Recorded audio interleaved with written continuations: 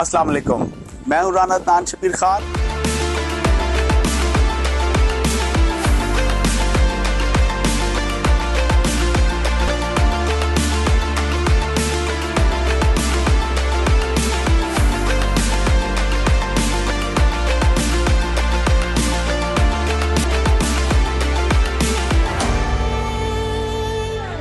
السلام علیکم، میں ہوں رانا عدنان شبیر خان اور آپ دیکھ رہے ہیں نوائے فکر۔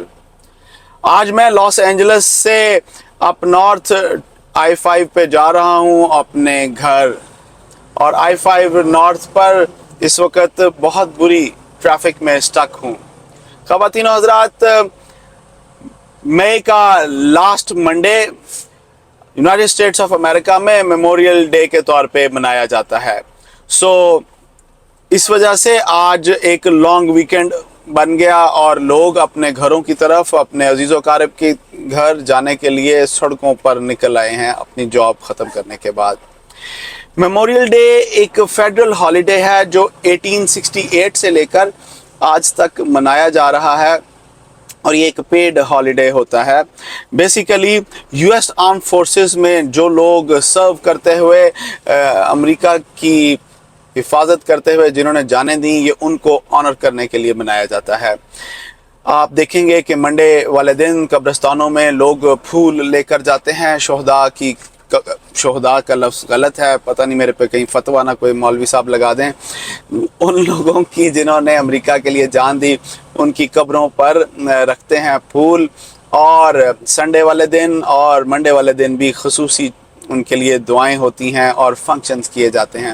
اسکولوں میں بچوں کو بتایا جاتا ہے کہ میموریل ڈے کی اہمیت کیا ہے اور یہ کیوں منایا جاتا ہے، جبکہ پاکستان میں 9 مئی ایک بلیک ڈے کے طور پہ منایا جایا کرے گا، آنے والے سال بھی اور اس سے اگلے آنے والے سال بھی۔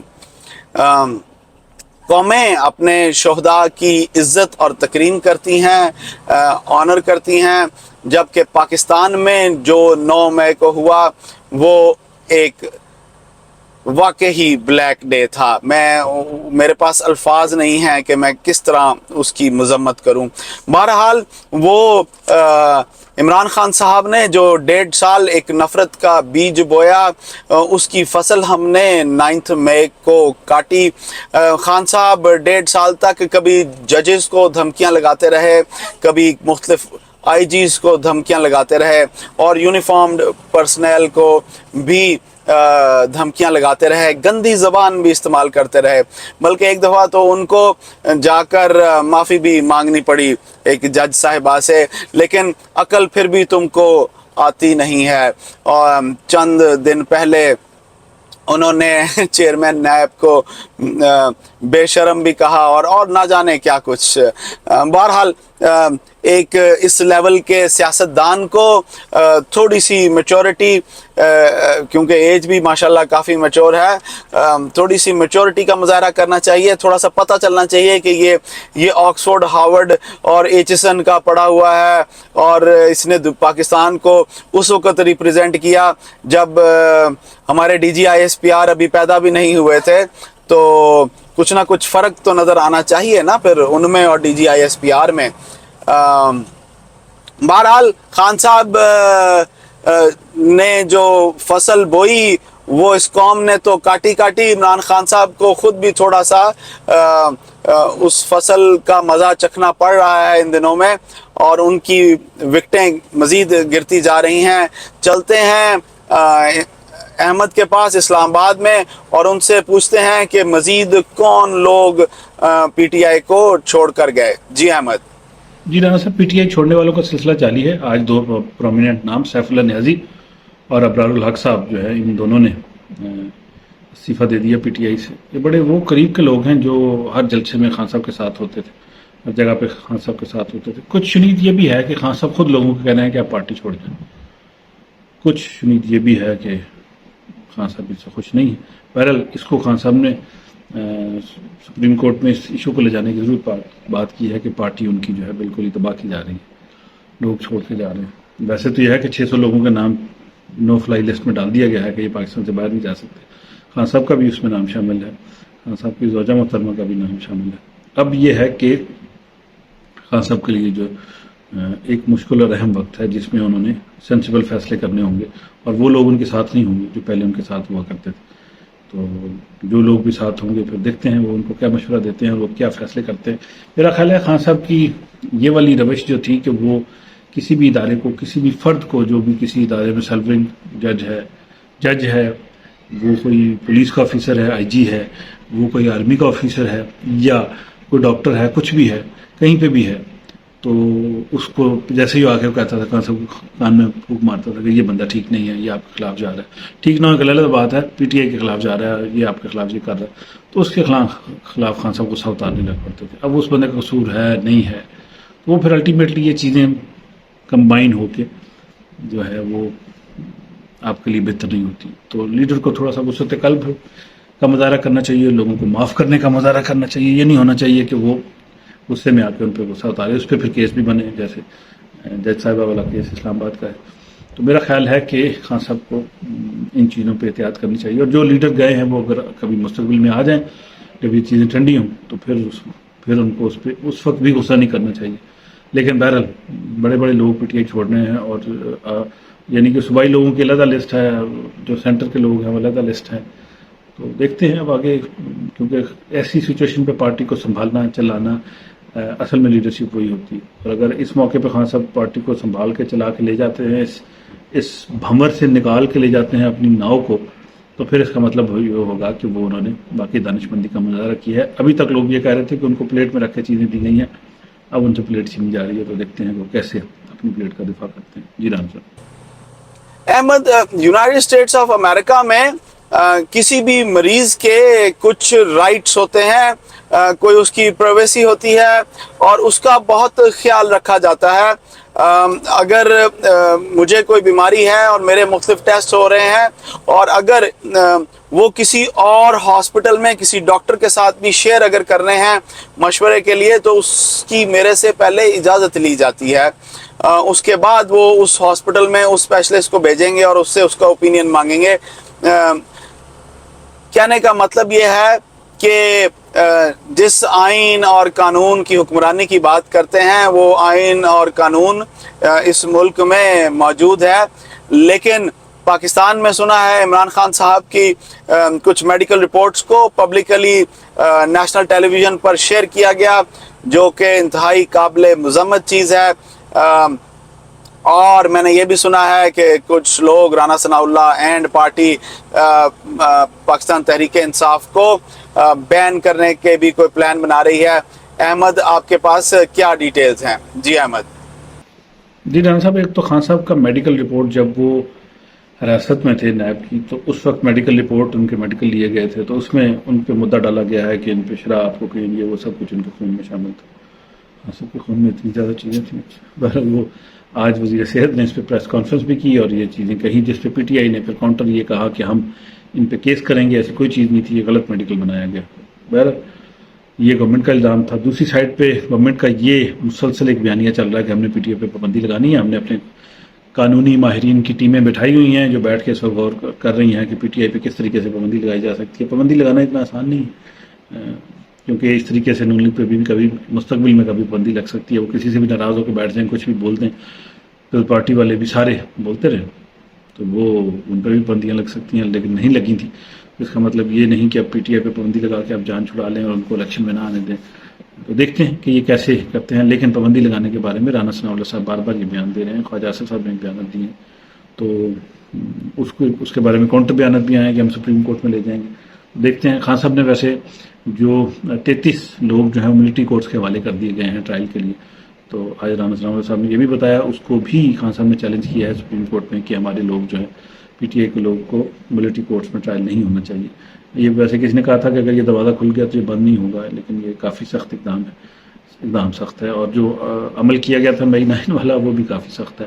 بہت سارے لوگوں کے بہت اعتراض ہو سکتے ہیں. مجھے صرف ایک ایشو یہ ہے کہ جو شہداء کی قبروں پہ جا کے جو چیزیں وہاں پہ تھیں قبور کے اوپر، ان کو شہید کرنا اور ان کو نقصان پہنچانا، وہ کوئی اچھا عمل نہیں تھا. باقی بھی چیزیں بہت بہتر نہیں تھیں. جتنا لوگوں کو نظر آ رہا ہے بہت زیادہ جلاؤ گھراؤ ہوا ہے کے پی میں، خاص طور پہ پنجاب میں کم ہوا ہے، سندھ میں اس سے بھی کم ہے، لیکن کے پی میں بہت زیادہ ہوا ہے. بہت زیادہ غصہ لوگوں نے نکالا ہے. اتنا غصہ جذباتی ہو کے نکالنا وہاں کوئی اچھا نہیں ہے.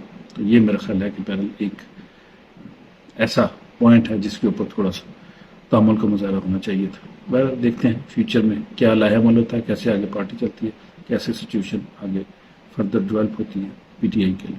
جی رحم صاحب. عمران خان صاحب نے آج قوم سے خطاب کیا, خاص طور پر اپنے ورکرز سے بات چیت کی, اور انہوں نے بتایا کہ ان کے ذہن میں کیا تھا جو انہوں نے پی ٹی آئی کو شروع کیا, اور پی ٹی آئی کو شروع کرنے کے لیے جو آئیڈیالوجی ان کے ذہن میں تھی اس کو دوبارہ ایکسپلین کیا. وہی باتیں جو ہمیشہ سے ہم سنتے آ رہے ہیں, آئین اور قانون کی حکمرانی. بہرحال آئین اور قانون کی حکمرانی کو اگر آپ نافذ کرنا چاہتے ہیں پاکستان میں, تو سب سے پہلے اس آئین اور قانون کے آگے آپ کو خود کو سبمٹ کرنا پڑے گا. تو بہرحال احمد, ذرا آپ اپنا انالیسس دیں عمران خان کے اس خطاب کے بارے میں. جی احمد. جی رانا صاحب, ابھی شام کو یہاں پاکستان میں خان صاحب نے خطاب کیا قوم سے, کہہ لیں میڈیا پہ آ کے, سوشل میڈیا پہ بھی, جس میں انہوں نے بہت ساری جو ہونے والی چیزیں ہیں ان کو ڈسکس کیا. فار ایگزامپل اکانومی کی بہت بری سچویشن ہے, چیزیں ہاتھ سے نکلتی جا رہی ہیں, بنگلہ دیش سے ہمارا کمپیریزن ہو رہا ہے, ہم بنگلہ دیش سے بھی ایون نیچے چلے گئے ہیں, سری لنکا سے نیچے چلے گئے ہیں. تو اور بھی ڈھیر ساری چیزیں انہوں نے یہ بھی کہا کہ لوگ یہ کہتے ہیں میں نے 9 مئی کو کنڈیم نہیں کیا. انہوں نے کہا مجھے سب سے پہلے چیف جسٹس نے کہا, میں فوراً اس کو کنڈیم کیا. وہاں پہ جب میں نے یہ کہا کہ کون اس کو کنڈیم نہیں کرتا, تو اس کا مطلب ہی یہ تھا. تو پھر انہوں نے کہا کہ وہ ہر کسی سے بھی بات چیت کے لیے, انسٹیٹیوشن سے بیٹھ کے بات چیت کرنے کے لیے تیار ہیں. اس طرح کی چیزیں, کافی چیزیں انہوں نے ایڈریس کی اس حوالے سے. پھر انہوں نے کہا کہ لوگ جو ہیں جو پارٹی چھوڑ کے جا رہے ہیں ان سے پارٹی ختم نہیں ہو جاتی. پھر انہوں نے یہ بھی کہا کہ میں خطاب میں یہ واضح کرنا چاہتا ہوں میں پارٹی نہیں چھوڑ رہا. تو انہوں نے کہا کہ لوگ بیوقوف نہیں ہیں, لوگ سب کچھ دیکھ رہے ہیں, سب کچھ میڈیا کے سامنے ہوا ہے. تو یہ ساری چیزیں جو ہیں وہ انہوں نے کافی ڈیٹیل میں ڈسکس کی. تو خان صاحب کا یہ خطاب جو ہے میرے خود پارٹی ورکرز کے لیے ایک حوصلے کی امید ضرور ہے. وہ پارٹی ورکر جو پازیٹیولی سوچتے رہے, پازیٹیولی کام بھی کرتے رہے اور کسی ڈسٹرکشن کا حصہ بھی نہیں تھے, تو میرا خیال ہے کہ وہ خان صاحب کے ان دلیلوں سے ضرور کسی نہ کسی حد تک مرغوب ہوئے ہوں گے. جب میاں صاحب بھی ایسی حالات میں جب وہ اسٹیبلشمنٹ کے خلاف بات کرتے تھے تو ان کے ورکرز بھی ان کو سنتے ضرور تھے. تو خان صاحب کو بھی اس وقت اچھے خاصے لوگ سن رہے ہوں گے, تو اور ان کی پارٹی والوں کے لیے حوصلہ بھی ہو رہا ہوگا. جو لوگ پکڑے گئے ہیں, جن پہ کیسز چل رہے ہیں, ان پہ خان صاحب بھی بات کر چکے ہیں. لیکن یہ ہے کہ خان صاحب یہ کہتے ہیں کہ وہ ان کے پارٹی کے وہ لوگ نہیں تھے, اس میں شامل نہیں تھے. تو بہرحال یہ خان صاحب کا ایک لمبا چوڑا خطاب تھا. میرا خیال ہے وہ ایک ان کا خطاب اس وقت امید کی کرن تھا اور پارٹی ورکرز کے لیے حوصلہ تھا. بہت ساری جگہوں پہ ایم پی ایس تک جن کو ٹکٹیں, پہلے بات ہو رہی تھی ٹکٹوں والے نہیں چھوڑ کے جا رہے, شروع میں جب کچھ لوگ چھوڑ کے گئے ہیں 2-4, تو اس کے بعد پھر ٹکٹوں والے بھی جن کو ٹکٹیں الاٹ ہو چکی ہیں وہ بھی چھوڑ کے جانا شروع ہو گئے. پھر انہوں نے یہ بھی کہا کہ ان کا پلان یہ ہے کہ وہ مجھے اور پارٹی کو ختم کر کے پھر الیکشن کروائیں گے تاکہ کوئی اور جیت سکے. دیکھتے ہیں کہ کیونکہ یہی ٹائم ہے خان صاحب کس طریقے سے اپنی ناؤ کو اس جو ہے وہ طوفان سے نکال کے لے کے جاتے ہیں. اگر نکال کے لے کے جاتے ہیں تو پھر یہی ان کی کامیابی ہو. جی رانا صاحب. خواتین و حضرات, آج جو ایک لارجر بینچ بنا تھا وہ ویڈیو لیکس کے لیے اس کو پہلے چیف جسٹس نے اور پھر اس کے بعد حکومت نے بھی فارغ کر دیا, گھر بھیج دیا, کیونکہ عدالت اگر اس کو انٹروڈ کرنا شروع کرتی تو عدالت نے سب سے پہلے یہ پوچھنا تھا کہ جناب یہ آئی کہاں سے ہیں, یہ بنائی کس نے ہیں. اور جو کہ میرا خیال ہے کہ زندگی میں پہلی دفعہ انہوں نے کوئی اچھا کام کیا تھا. ان باتوں کا پتہ ہونا چاہیے عدالت کو بھی اور اس قوم کو بھی, اور قوم کو پتہ ہونا چاہیے کہ وہ کون لوگ ہیں, وہ کون سے عناصر ہیں اور وہ کون سی ٹیکنالوجی استعمال کرتے ہیں جو کہ ان آڈیو اور ویڈیو لیکس کا باعث بنتی ہے. ان کی نیت کیا ہوتی ہے اور وہ کیسے لوگوں کو بلیک میل کرتے ہیں. پہلی دفعہ حکومت نے کوئی اچھا کام کیا تھا بغیر چیف جسٹس آف پاکستان سے پوچھے, اور انہوں نے جب دیکھا کہ یہ پٹھی پہ جائے گی تو انہوں نے اس کو فارغ کر دیا. جہاں تک خان صاحب کی وکٹیں جو گر رہی ہیں, میرا خیال ہے خان صاحب کو सबसे पहले मुल्क और कौम में तब्दीली लाने से पहले अपने एटीट्यूड में और अपनी जहनीत में, अपनी सोच में, अपनी फ़िक्र में तब्दीली लाने की ज़रूरत है। ये गालम गलोच और बदमाशी वाली सियासत ना तो फॉरेन पॉलिसी में चलेगी, ना ही मुल्क के अंदर चलेगी। ये नहीं हो सकता कि आप दूसरे मुल्कों को धमकियां लगाएं, एब्सोल्युटली नॉट कहें और फिर उनके आगे कशकोल लेकर खड़े हो जाएं। ये नहीं हो सकता कि आप जजेस को गालियां निकालें, आप ब्यूरोक्रेसी को गालियां निकालें, उन लोगों के नाम लेकर जलसों में खड़े होकर उनको गालियां निकालें, सिटिंग यूनिफॉर्म पर्सन्स को, बहुत सीनियर अफसरान को गालियां निकालें, उनको मुख्तलिफ नाम दें और फिर एक्सपेक्ट करें कि जी वो आगे से कोई रिस्पॉन्ड नहीं देंगे, वो खामोश रहेंगे, उनकी तरफ से खामोशी रहेगी। लोग अपने अपने तरीके से रिस्पॉन्ड करते हैं। कुछ लोग जो कमज़ोर होते हैं वो अल्लाह से दुआ मांगते हैं कि या अल्लाह मियाँ तू मेरा बदला ले लें, मैं तो इस काबिल नहीं हूँ। बहरहाल ताकत का नशा बहुत बुरा होता है, उसको कैसे कंट्रोल करना है ये भी अल्लाह ताला जब ताकत दे तो साथ ये क्वालिटी भी दे कि आप उस ताकत को हैंडल कर सकें, कंट्रोल कर सकें, सही डायरेक्ट कर सकें। बहरहाल आप भी सोचिएगा इस मामले में। मैं आप सब से इजाज़त लूँगा। अल्लाह आप सबको आसानियाँ नसीब फरमाए और आसानियाँ तकसीम करना नसीब फरमाए। अस्सलाम वालेकुम।